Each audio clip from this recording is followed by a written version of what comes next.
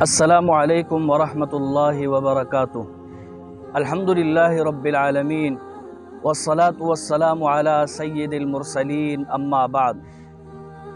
نبی علیہ السلام کے صحابی سیدنا ابو سعید خدری رضی اللہ تعالی عنہ ایک روایت بیان کرتے ہیں کہ ہم اللہ کے پیغمبر علیہ السلام کے دور میں آپس میں دجال کے فتنے اور اس کی ہولناکی سے متعلق گفتگو کر رہے تھے کہ اللہ کے پیغمبر علیہ السلام تشریف لائے اور فرمانے لگے، میں تمہیں دجال کے فتنے سے زیادہ خوفناک اور ہولناک چیز کے بارے میں نہ بتاؤں؟ قلنا بھلا یا رسول اللہ۔ صحابی رسول فرماتے ہیں، ہم نے کہا اللہ کے پیغمبر ضرور بتائیے اور اس ہولناک چیز کے بارے میں آگاہ کر دیجئے۔ تو آپ علیہ السلام نے فرمایا، الشرک الاصغر، وہ جو سب سے خطرناک، دجال سے بھی زیادہ ہولناک اور خوفناک چیز ہے، وہ شرک اصغر ہے۔ مجھے اس کا سب سے زیادہ خوف ہے۔ اور شرک اصغر کی مزید وضاحت کی، فرمایا الریا، ریاکاری، دکھلاوا، یہ شرک اصغر ہے اور یہ دجال سے بھی زیادہ خوفناک چیز ہے۔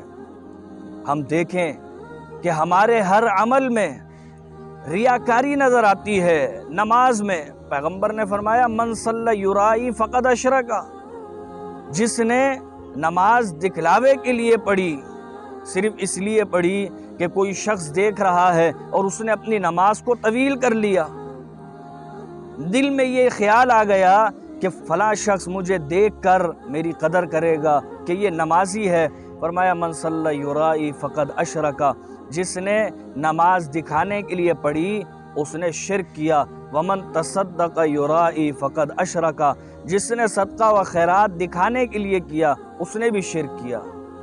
یہ تو ایگزامپلز ہیں، ہمیں اپنے ہر عمل میں دیکھنا ہے، قربانی ہو، حج ہو، صدقہ و خیرات ہو، کسی بھی قسم کا بھلائی والا کام ہو، نماز روزہ ہو، ہر کام میں ہمیں دکھلاوے سے بچنا ہے، اس لیے کہ کہیں ایسا نہ ہو کہ کل اللہ کی جناب میں جب ہمارے اعمال پیش کیے جائیں اور ہمیں پیش کیا جائے تو ہم اللہ سے اپنے عمل کا اجر و ثواب مانگیں۔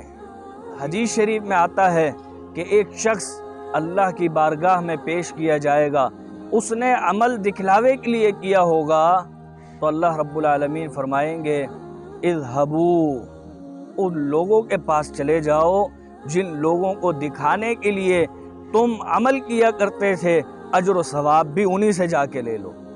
اللہ رب العالمین ہمیں ریاکاری والے کاموں سے، ہر قسم کے ایسے عمل سے جس میں ریاکاری، دکھلاوا، شہرت، نمود و نمائش ہے، اللہ اس سے محفوظ رکھے، کیونکہ یہ دجال سے بھی بڑا ہولناک اور خطرناک اور خوفناک عمل ہے۔ اللہ رب العالمین ہم سب کو اخلاص کے ساتھ عمل کرنے کی توفیق دے۔ وآخر دعوانا ان الحمدللہ رب العالمین۔